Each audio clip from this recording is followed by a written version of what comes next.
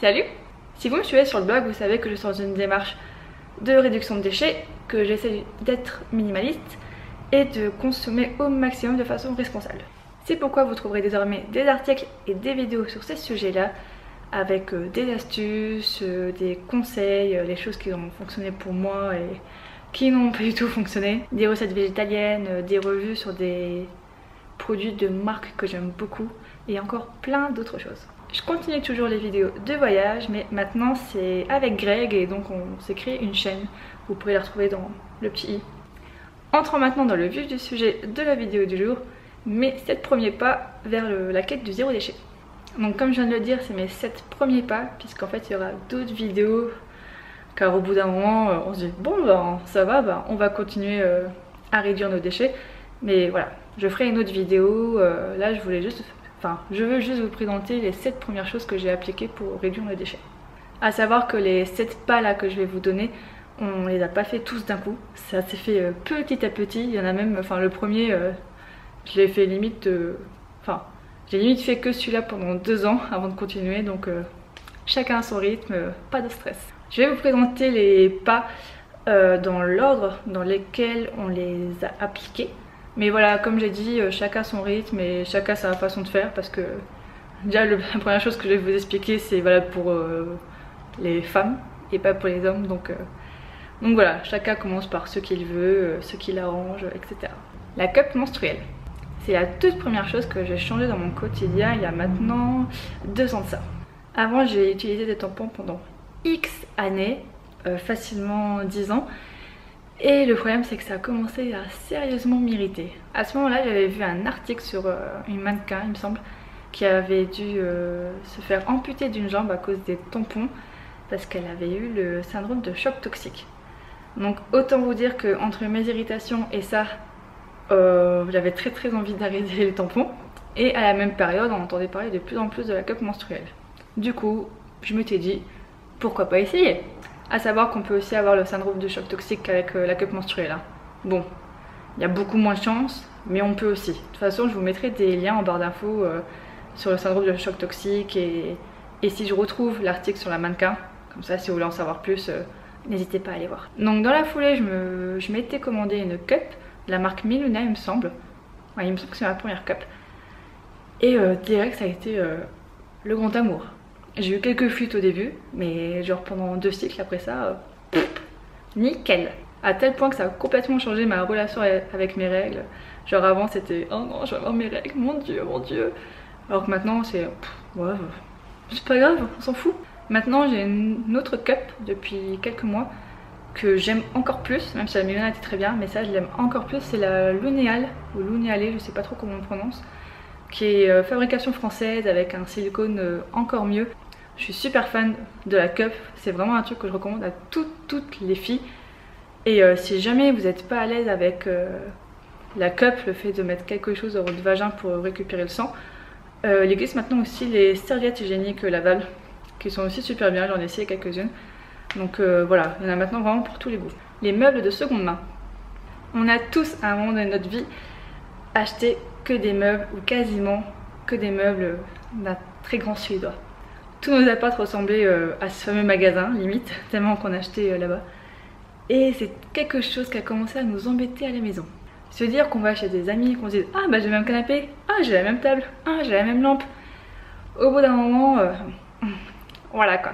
Donc on achète maintenant de seconde main, principalement chez Emmaüs, à Trotte de Lille. On a aussi déjà acheté sur Le Bon Coin il me semble. Et on récupère aussi, on récupère dans la rue ou chez nos proches.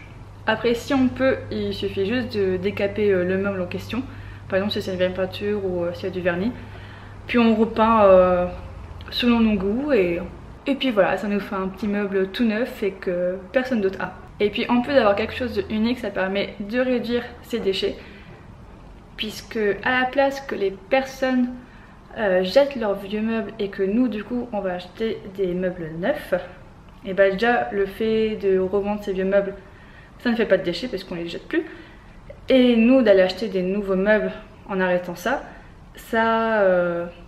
en quelque sorte ça ralentit les industries, ça ralentit la production de meubles et du coup ça pollue beaucoup moins la planète. Il faut dire que parfois on fait de belles économies, surtout quand on récupère dans la rue ou chez nos proches. Trier correctement ses déchets. Cela peut paraître un petit peu bête pour certaines personnes, surtout si vous triez vos déchets depuis belle lurette, mais il y a encore beaucoup de personnes qui trient très mal leurs déchets. Pourtant maintenant quasiment chaque commune, même quasiment chaque logement a une poubelle de produits ménagers, enfin produits du quotidien, je sais plus comment on dit, je crois produits ménagers. Une poubelle pour le carton et le papier, les plus chanceux ont une poubelle pour le verre, nous par exemple on l'a pas, on doit aller à une benne à quelques rues d'ici. Et des fois aussi on a une poubelle pour le plastique alimentaire et les conserves. Donc comme j'ai dit, même si vous êtes vraiment pas chanceux et que la seule poubelle que vous avez c'est vos produits ménagers, il y a toujours des bennes dans les villes pour trier ces déchets. En général c'est pas un centre mais c'est un coin, il y a plusieurs bennes. Et il y a souvent le papier, le carton, le verre et il y a même les conteneurs pour les habits. Donc voilà, plus d'excuses pour mal trier ces déchets. Je peux concevoir qu'au début c'est peut-être un peu dur, qu'on n'a pas l'habitude de trier ses déchets, d'y penser tout ça. Mais il suffit juste d'avoir différentes poubelles. Je sais que nous on a la poubelle normale. On a un gros carton dans lequel on met nos cartons et nos papiers. On a une poubelle spécifique pour le plastique alimentaire et les conserves. Et on a gardé un gros sac en plastique de course pour mettre notre verre dedans. Et dès qu'un de ceux-là est plein, ben, on va le vider à une benne ou dans nos poubelles en bas au local. Prochaine étape pour la maison, c'est d'avoir un compost. On avait déjà essayé d'avoir un lombricompost, mais ça a été un gros fail. Du coup, vu qu'on n'a pas de jardin et que je peux pas vraiment faire un vrai compost, on a seulement un balcon, je pense nous acheter un petit compost de cuisine, juste pour pas que ça pue en fait partout dans l'appart. Et dès qu'il sera plein, je pense que j'irai l'emmener chez mes parents puisqu'ils ont un grand jardin et qu'ils ont leur potager. Donc du coup, ils pourront directement mettre mes épluchures, tout ça, dans leur jardin au pied des plantes pour leur faire un bon compost. Les tote bags et les sacs de vrac. Les tote bags, ça fait maintenant bien longtemps qu'on connaît tout ça. C'est joli, ça remplace nos gros sacs de course en plastique. Ouais, il y en a avec plein de motifs, on peut même le faire soi-même pour avoir son tote bag unique. Et quand il est vide, on peut le plier et le mettre facilement dans le sac sans que ça prenne trop de place. Du coup, d'en avoir un dans son sac à main ou sac à dos, peu importe ce que vous avez, ça permet d'éviter beaucoup de déchets en arrêtant d'acheter les petits sacs en plastique à 2 francs 6 sous. Et donc pour continuer dans cette démarche, il y a les sacs de vrac. Beaucoup vont penser qu'il faut absolument des sacs de vrac si on a une épicerie de vrac, si on peut acheter en vrac, sachant que maintenant il y a de plus en plus d'épiceries de vrac, que les bio proposent souvent un ou des rayons de vrac. Maintenant ils ont un large choix. Et on peut aussi les utiliser pour les fruits et légumes dans les supermarchés ou au marché. On a tous eu l'habitude plus jeune d'utiliser des petits sacs plastiques ou les sacs en papier pour les fruits et légumes, mais ça pose en général aucun problème d'utiliser les sacs de vrac. Moi c'est ce que je fais au Supérette à côté de chez moi, c'est ce que je fais au marché. Et on m'a jamais dit non je les veux pas. Donc voilà, une autre façon de réduire ses déchets. Et pour ce qui est liquide, tout ça, parce que sac de vrac c'est bien pour les noix, les oléagineux, les fruits et les légumes. Mais quand c'est humide et tout, voilà, autant dire que ça va pas du tout. Du coup il suffit de prendre un Tupperware par exemple, si vous achetez des olives, ou même un bocal, genre un tout petit bocal. Et comme ça vous pouvez mettre les olives dedans. Ce que je conseille aussi c'est d'utiliser un bocal ou un Tupperware pour la farine, parce que les sacs de vrac sont trop fins et il suffit de taper sur le sac et ça fout de la poussière partout. On peut aussi utiliser un Tupperware pour acheter des gâteaux à la boulangerie par exemple, comme je sais pas, la petite tartelette un peu trop fragile, comme ça ça se casse pas. Et d'ailleurs à la boulangerie on peut ramener son ancien sac de baguettes comme fait nos petites mamies. Comme ça évite d'avoir chaque fois le papier et de devoir jeter à la maison. Et sachez qu'il est possible en boulangerie, je pense dans la plupart des boulangeries, en tout cas la nôtre le fait, il est possible d'acheter une boule de pâte. Nous on achetait toujours la pâte brisée en boule. Et comme ça on pourrait faire nos quiches maison avec une bonne pâte sans emballage. Les bocaux. Donc j'en ai parlé juste avant pour faire ces courses qu'on achète des olives par exemple, quelque chose de liquide, tout ça.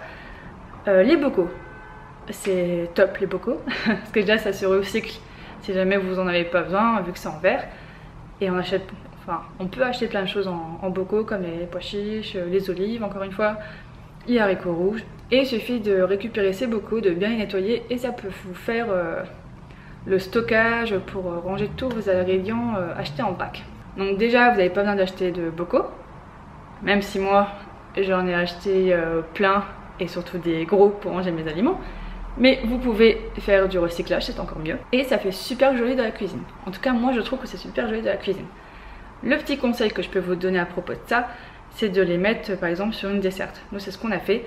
Au début je les avais dans le placard et au final les bocaux qui étaient au fond du placard, on les utilisait jamais. On les oubliait tout le temps.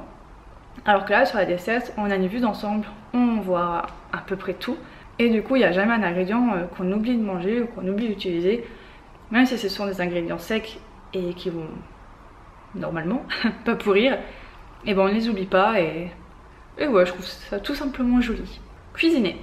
Il y a plein de choses qu'on achète en supermarché qui sont tout prêts et qu'on pourrait faire maison. Et du coup en achetant ces choses toutes faites, ça fait encore plein d'emballages et donc plein de déchets.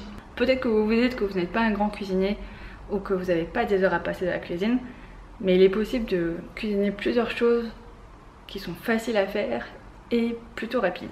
Le goûter, genre un gâteau pour le 4 heures, vous pouvez faire ça aussi maison. Et en plus des fois, c'est bien meilleur et beaucoup moins sucré que ce qu'on achète en magasin. Le guacamole, qui est quelque chose qui me fait halluciner d'acheter des pots de guacamole tout faits alors que c'est super méga simple et très rapide à faire. Et il y a encore plein d'autres recettes possibles à faire. D'ailleurs, je vous ferai peut-être une vidéo sur des recettes végétaliennes rapides et simples à faire pour éviter d'acheter tout fait en magasin. Les lingettes démaquillantes.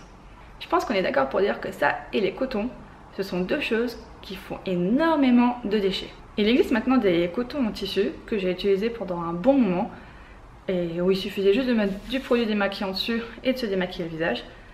Mais depuis plusieurs mois, j'utilise les lingettes démaquillantes de chez l'Amazona. C'est des petites lingettes en fait en forme de coton qui ont deux faces. Il y a une face très douce et une autre un petit peu moins. Elle n'est pas abrasive mais un petit peu moins douce. Et pour se démaquiller, il y a juste besoin de mouiller la lingette avec de l'eau. C'est tout, juste de l'eau, pas de produit démaquillant. Du coup, ok, les cotons en tissu c'est déjà une super bonne alternative pour réduire ses déchets. Mais vu qu'il faut utiliser un produit démaquillant, et ben c'est le produit démaquillant qui va devenir un déchet. Alors qu'avec les lingettes l'Amazona, pas de déchets du tout. Les lingettes ont juste besoin d'eau pour nous démaquiller et elles se lavent super facilement. J'utilise juste un petit savon pour nettoyer les lingettes, je les fous en machine et elles ressortent nickel. Voilà les 7 premiers pas qu'on a adoptés à la maison pour réduire nos déchets.